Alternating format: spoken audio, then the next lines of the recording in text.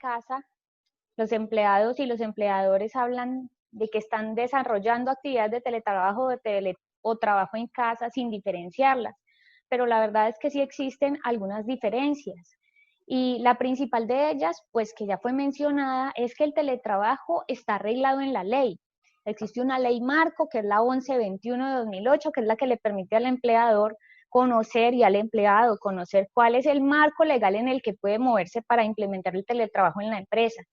La modalidad de trabajo en casa es una modalidad que no está arreglada en Colombia. No tenemos una ley que hable sobre el trabajo en casa y durante la pandemia, con ocasión de la emergencia económica, social y ecológica, pues el Ministerio de Trabajo ha venido expidiendo resoluciones y decretos que plantean la posibilidad de que los empleadores trabajen, implementen el trabajo en casa con sus trabajadores, pero lo establecen solamente en este marco, porque no existe una reglamentación que vaya más allá de eso. Y eso también debe ser una voz de alerta para los empleadores. ¿En qué sentido? Cuando estamos implementando la modalidad de teletrabajo, pues esta modalidad está arreglada, tiene una vigilancia, hay unos deberes del empleado y del empleador, unas obligaciones por cumplir. El trabajo en casa ya se venía utilizando antes de la pandemia, no el teletrabajo, sino el trabajo en casa ya se venía utilizando antes de la pandemia de una manera muy ocasional. Por ejemplo, en una empresa encontrábamos un empleado que le dice a su jefe, la empleada doméstica que me ayuda con las labores del hogar no puede ir este jueves porque está enferma, entonces tengo que quedarme cuidando a mi hijo, por favor permítame trabajar desde casa, y así se hacía. O las personas que necesitaban estudiar para algún examen y entonces pedían que por favor les permitieran trabajar desde casa en otra jornada, pero se utilizaba de una manera muy esporádica, precisamente porque no está arreglada. Pero debemos plantearnos desde las empresas si esta temporalidad en la que estamos implementando el trabajo en casa es algo que está destinado a permanecer dentro de la compañía, o definitivamente solamente lo estamos usando en este tiempo de pandemia. Porque si la idea es que el trabajo en casa permanezca, pues ya tendrá que dejar de ser trabajo en casa e implementarse bajo la modalidad de teletrabajo, que es lo que está arreglado. Muy bien. Y entonces, en relación al teletrabajo, ¿legalmente existen modalidades que rijan este tipo de contratación? Sí, existen 3 modalidades de teletrabajo. Y cada empresa entonces tendrá que, si decide implementar el teletrabajo al interior de la compañía, pues empezar a establecer cuál es la modalidad que más se ajusta a las necesidades de la empresa y a la forma de operar de la empresa, y también, por supuesto, a las habilidades y a las posibilidades de sus empleados. Entonces, existen 3 modalidades de teletrabajo. Una es el teletrabajo autónomo, que es la modalidad de teletrabajo en la que todo el tiempo el trabajador está prestando su servicio por fuera de la empresa, pero en un lugar determinado. Por ejemplo, elegir su casa como lugar para desarrollar su actividad de teletrabajo. Existe también un teletrabajo móvil, que es completamente opuesto al teletrabajo eh, autónomo, y lo que hace es que tiene lugar cuando el trabajador utiliza herramientas móviles para desempeñar el teletrabajo. Es decir, un ejemplo cotidiano de quienes podrían estar bajo la modalidad de teletrabajo móvil son las personas que se dedican a las ventas y visitan tiendas, hacen su trabajo tienda a tienda. Entonces a estas personas se les entregan unos dispositivos móviles que son los que utilizan para enviar los requerimientos o los pedidos a las centrales de sus empresas, y no están en ningún momento en la sede de la empresa o van muy eventualmente. Y la tercera modalidad de teletrabajo es una modalidad que es un punto intermedio, y es la modalidad de teletrabajo suplementario. Esta se implementa respecto de los empleados que desarrollan la modalidad de teletrabajo, desarrollan sus funciones en la modalidad de teletrabajo 2 o 3 veces a la semana. y el resto del tiempo están en las instalaciones de la empresa. Entonces, por ejemplo, esta modalidad es muy utilizada en empresas que han flexibilizado sus jornadas y que están facilitando al trabajador que, por ejemplo, los días de pico y placa no se desplace a las instalaciones de la empresa, sino que trabaje la jornada completa desde su casa para que no se pierda algún tiempo de labor entre estos, o para que no se le dificulte la movilidad, o para que permanezca mejorando su calidad de vida, y se fija además otro día para que se cumplan los 2 o 3 días necesarios para poder hablar de teletrabajo suplementario. ¿Y la ley que regula el teletrabajo, regula alguna de, por ejemplo, las jornadas de trabajo, habla sobre los salarios? ¿Qué habla la ley frente a los teletrabajadores en relación a eso? Bueno, la ley 1121 y el decreto que la reglamenta, que es el 884 de 2012, también establece algunas condiciones que se deben tener en cuenta por parte de empleados y empleadores cuando van a implementar el teletrabajo. Y relacionados puntualmente con el horario y con el salario, se tiene, por ejemplo, que para los teletrabajadores, en principio, no les aplica el pago de horas extras y trabajo nocturno. En principio lo decimos porque la ley establece una excepción a esa regla de que no se les reconozcan horas extras y trabajo, horas, recargos nocturnos. Y tiene que ver con la posibilidad que tenga el empleador de medir si la persona se encuentra prestando el servicio o no.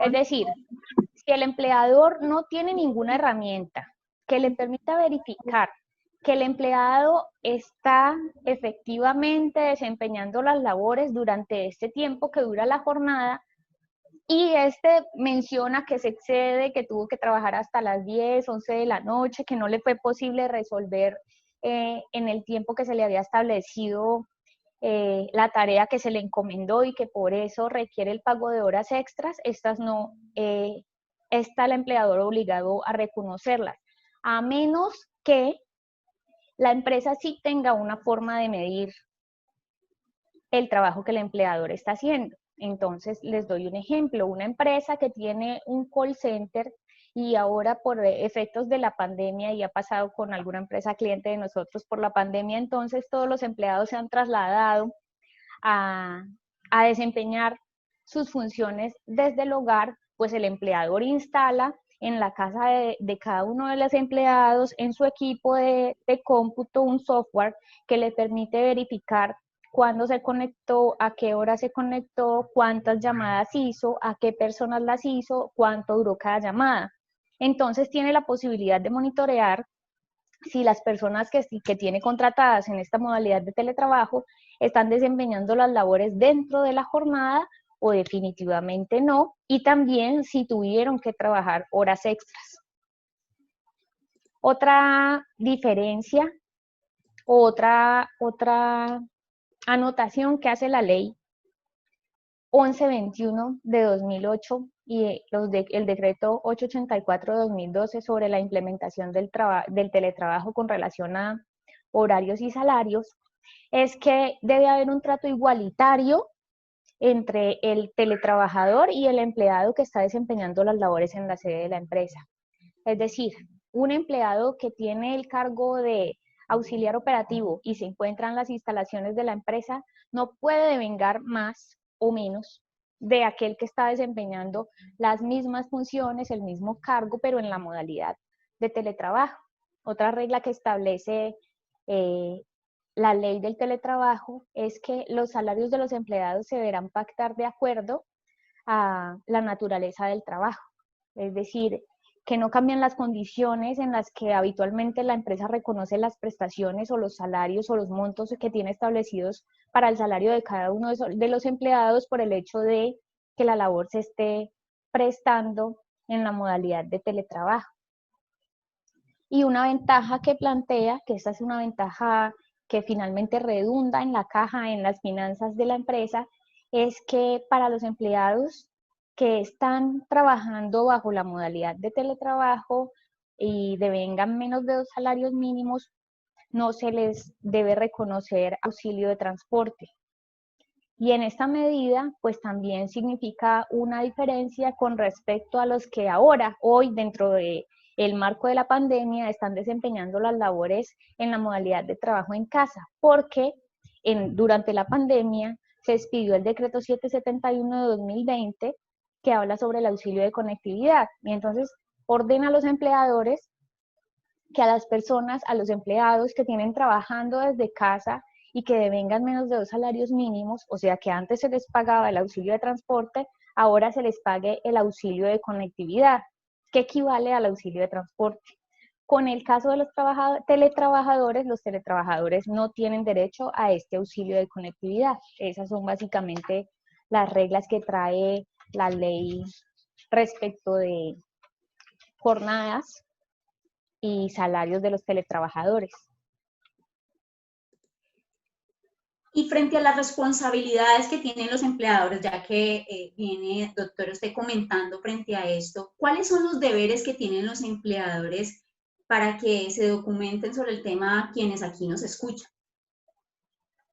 Bueno, la ley establece unos deberes explícitos para los empleadores y por eso digamos que en la introducción de la webinar les planteaba un poco la necesidad de identificar si para la empresa lo que está sucediendo en este momento, sea que estén desarrollando teletrabajo o que estén desarrollando la modalidad de trabajo en casa, esa circunstancia de que los trabajadores desempeñen las funciones desde lugares distintos a la sede de la compañía, va a ser algo que quieren perpetuar en el tiempo o es simplemente una modalidad transitoria.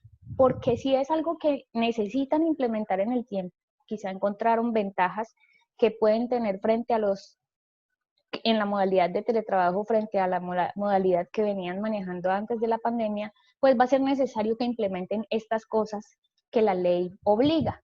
Una es que el teletrabajador debe tener contrato escrito, es decir, no se puede acordar verbalmente con el trabajador que va a desempeñar las labores en la modalidad de teletrabajo.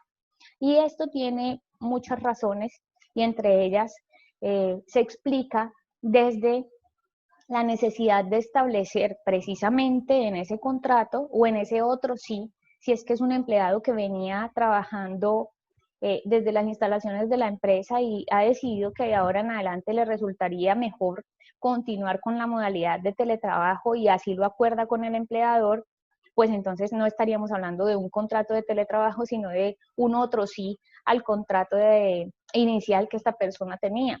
Pero es necesario porque la ley obliga que este contrato o este acuerdo esté por escrito. Y ese acuerdo por escrito pues también debe contener ciertas cosas, es decir, la ley establece cuáles son las cosas que se deben reglar o que se deben acordar en el contrato de teletrabajo. Incluye, por ejemplo, cuál es el horario en el que se va a prestar el servicio, cuáles son las condiciones en las que se van a prestar, cuáles son los medios tecnológicos de información y comunicación que va a suministrar la empresa para que el empleado pueda desempeñar sus funciones, cuál es el ambiente que se requiere para el desempeño de las labores, es decir, si nos estamos encargando de verificar que existan unas condiciones de iluminación, unas condiciones de ventilación, unas condiciones que garanticen la ergonomía del puesto de trabajo y por lo tanto la disminución de riesgos laborales, desde los físicos hasta los psicosociales del trabajador, tal como se hace al interior de la empresa, como si estuviera desempeñando las labores al interior de la sede de la empresa. Esta ley también plantea que el contrato de teletrabajo debe contener las responsabilidades del empleador y del trabajador frente a esta modalidad del teletrabajo. Debe contener cuál es el procedimiento que tendrá que surtir el empleado para que cuando finalice su contrato entregue todo el equipo que se le ha suministrado por parte de la empresa para el desarrollo de las labores. También tiene que estar pactado en el contrato cuáles son los programas que se le van a entregar al trabajador, las condiciones en que se le van a entregar, las restricciones para utilizar programas distintos a los que le está suministrando la empresa o para el manejo de base de datos, información y datos confidenciales.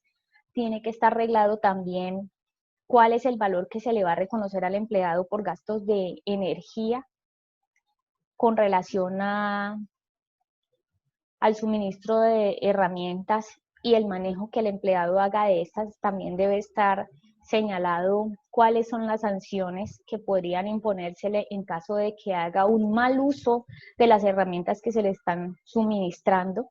Incluso pues esto ya lo empezamos a amarrar entonces al reglamento interno de trabajo, porque tendrían que ampliarse las causales o repensarse, replantearse las causales que tenga contenidas el reglamento interno de la empresa para una sanción y también el tipo de sanción que se debería otorgar al empleado en caso de que se resultara dentro de un procedimiento disciplinario, pues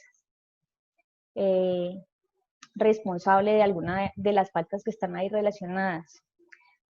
La ley de teletrabajo también plantea que en el contrato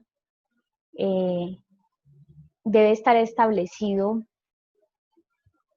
las responsabilidades con relación a las medidas de seguridad informática que tiene el empleado, porque toda la información la va a estar manejando desde dispositivos y tiene también un manejo de programas de seguridad de la empresa.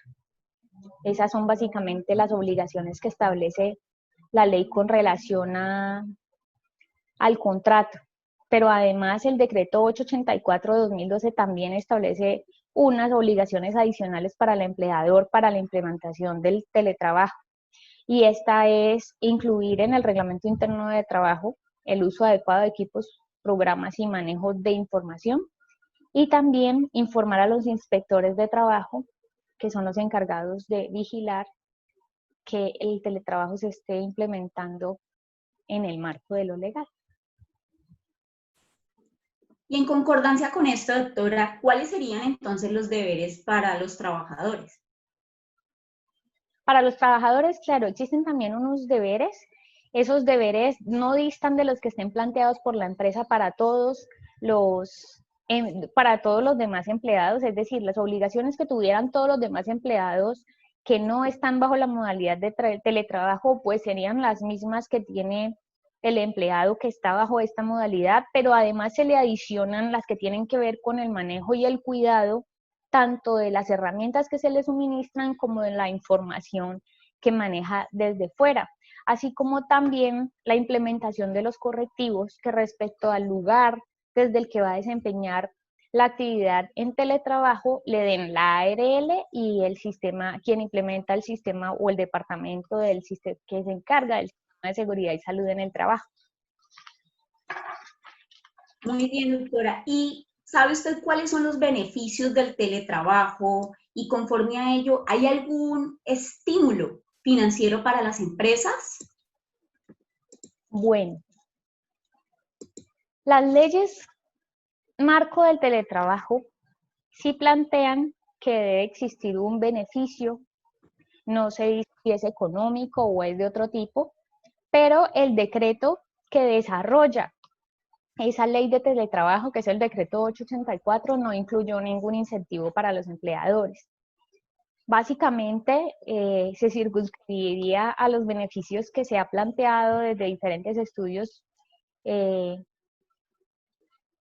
que pueden posibilitar esta modalidad de teletrabajo, entre ellos pues que fomenta la transformación digital de las empresas, incrementa la productividad de los empleados, promueve la inclusión social, y esto es importante también en el sentido, tanto en el sentido social de la empresa, porque le permite vincular empleados que quizá por restricciones o por una discapacidad de movilidad motora, no pueden desplazarse hasta las instalaciones de la empresa, pero que quizá con el teletrabajo podrían hacer el mismo trabajo desde su casa. Entonces, la inclusión de personas con discapacidad es una ventaja que además redunda en lo financiero, porque sí existen incentivos para las empresas que vinculan personas con discapacidad, incentivos tributarios para las personas que vinculan con personas con discapacidad a la empresa. Y lo otro es frente al trabajador, pues se plantean unos beneficios como que mejora la calidad de vida, reduce el estrés, reduce los gastos fijos que estos tienen, porque ya entonces no compran sus alimentos fuera del hogar, sino que están allí, los pueden recibir en casa sin incluir un gasto adicional, o la movilidad, lo que gastan en transporte de ida y venida, el tiempo y el estrés que eso significa. Así es, doctora. Pues ha sido muy interesante lo que hasta ahora nos ha enseñado y nos ha explicado frente al tema del teletrabajo, los deberes y obligaciones, tanto de empleadores como de trabajadores, y también cómo opera la ley del teletrabajo actualmente. Y más pues teniendo en cuenta que esta es una forma de organización laboral que pues consisten en actividades distintas a las que están acostumbradas muchas empresas que de pronto no conocían este tipo de contratación. Conforme a ello, doctora, ¿qué podría usted recomendar o qué recomendaciones tiene para la implementación del teletrabajo en las empresas? Bueno, entonces aquí vienen los tips muy importantes para que todos los tengan en cuenta ahora que están, digamos, tomando la decisión de si implementar o no el teletrabajo y cómo hacerlo. Lo primero es que hay que tener en cuenta cuáles son las competencias y las habilidades de ese empleado que está a punto de trabajar en la modalidad de teletrabajo o al que se le va a definir que se tenga en adelante esta contratación.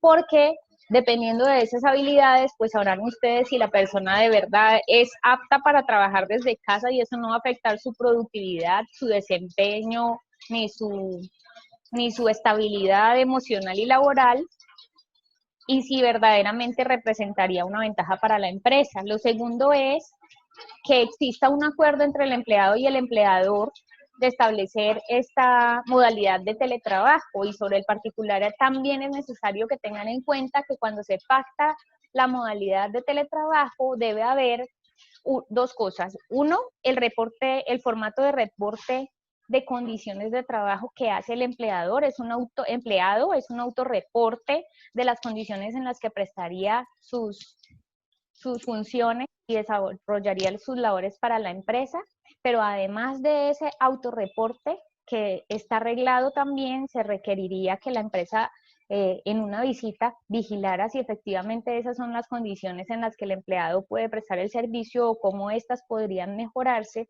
porque también esa visita debe hacerse con los encargados del sistema de seguridad y salud en el trabajo y con la ARL, que impartirán recomendaciones para que antes de que el empleado empiece a trabajar en esta modalidad se hagan los ajustes necesarios para que no se corra ningún riesgo. Y finalmente, otra recomendación, pues claro que es recomendación, pero también es obligatorio de ley, es que el contrato, todo lo que se pacta alrededor de la prestación del servicio de teletrabajo debe estar en un contrato por escrito, y si fue un empleado que estaba ya contratado por la empresa y ahora pasa a la modalidad de teletrabajo, pues debe existir el otro sí en el que se establecen estas condiciones, y además se debe incluir dentro de ese otro sí algo que se llama reversibilidad, que es la posibilidad de que el empleado pueda volver de la modalidad de teletrabajo a la que se encontraba anteriormente, y esto también es de obligatorio cumplimiento por el decreto 884 de 2012. Y otra recomendación sería hacer los ajustes al reglamento interno de trabajo, de manera que tanto las conductas como las sanciones, el procedimiento, el cuidado, las obligaciones que deben tener el empleado y el empleador, pues estén ajustadas no solamente para quienes están prestando el servicio desde las instalaciones de la empresa, sino para estas personas a las que se les va a implementar la modalidad de teletrabajo. Muchísimas gracias, doctora. Ha sido muy completa su exposición. Quisiera en estos momentos interrumpir su exposición para pasar a la parte de preguntas. Aquí tenemos una pregunta muy interesante. Dice así: buenas tardes, doctora. Cuando el trabajador que tiene más de 60 años es el gerente, ¿puede haber alguna complicación actualmente porque esté laborando normalmente en su jornada dentro de las instalaciones de la empresa y no hace actualmente ninguna labor de teletrabajo? Bueno, pues ahí habría que como intentar precisar un poco a qué nos referimos con las complicaciones, pero si estamos hablando de que la empresa pueda tener dificultades por el hecho de que el gerente esté prestando el servicio de manera presencial en las instalaciones, pues no necesariamente, en la medida en que la empresa esté tomando todas las medidas de seguridad y salud en el trabajo, que haya implementado los protocolos de bioseguridad, es decir, que está implementando todas las estrategias y los mecanismos necesarios para disminuir el riesgo que este trabajador pueda tener de contagiarse del coronavirus. Sin embargo, también hay que decir que el Ministerio de Trabajo ha venido recalcando en numerosas ocasiones, porque lo ha hecho casi que de manera sistemática en todas las resoluciones y las circulares internas que ha expedido, que las empresas deben implementar la modalidad de trabajo en casa para todos los empleados a los que les sea posible prestar el servicio de esta manera. Entonces, digamos que ahí la empresa estaría en la necesidad y casi que la obligación de verificar dentro de las funciones que está cumpliendo esta persona, cuáles podrían desempeñarse desde casa para poder hacer un ajuste que le permita exponerse al menor riesgo posible. Muy bien, muchas gracias, doctora. Si de pronto tienen más preguntas, tenemos unos pocos minuticos. Mientras tanto, queremos invitarlos a que revisen todas nuestras webinars en nuestro canal de YouTube. Ya tenemos actualmente 31 videos disponibles. Nos pueden encontrar como Waterfront, Abogados Consultores. Y también queremos invitarlos a suscribirse a nuestros canales en Facebook, Twitter, Instagram y LinkedIn. Nos pueden buscar como @wfabogados. Y también pueden visitar nuestra página web en www.wfabogados.com. Bueno, pues ya no vemos más preguntas hasta ahora. Aquí dice algo más. Bueno, nuevamente preguntan la misma persona, una pequeña acotación. La cláusula de reversibilidad solo aplica en las situaciones en que el trabajador en sitio asignado por la empresa pasa a ser teletrabajador. Si el empleado desde la vinculación inicia como teletrabajador, ¿no aplicaría esta cláusula? Así es, así es. Por eso planteábamos que en el otro sí tendría que existir una cláusula de reversibilidad. Frente a las personas que desde el inicio, si se vinculan ahora o desde el inicio estaban vinculadas con una modalidad de teletrabajo, pues esta cláusula no es necesaria. Esta surge solamente para darle la posibilidad a las personas que en algún momento tuvieron la prestación del servicio de manera directa en las instalaciones de la empresa y que ahora lo deben hacer o han concertado con la empresa hacerlo a través de la modalidad de teletrabajo. Así es. Bueno, perfecto. Excelente presentación, doctora. Muchas gracias. Aprovecho también para invitarlos entonces a la webinar que haremos en el próximo mes. Esta va a ser el jueves 27 de agosto, como siempre, a las 4 de la tarde a través de la plataforma Zoom. Y el tema central de la reunión de la webinar va a ser la gestión de empleados con estabilidad laboral reforzada por fuero de salud. Es decir, los empleados que tenemos que están incapacitados durante mucho tiempo, que no han sido calificados, que la ARL está discutiendo con la EPS cuál es el origen de la enfermedad que tienen, que la calificación no les alcanza para la pensión, qué tipos de contratos tienen y cómo debe ser su vinculación. Todas esas cosas les vamos a contar en la siguiente webinar. Muchas gracias, doctora. Los esperamos y a todos los participantes, mil gracias. Nos vemos en una próxima webinar. Feliz tarde.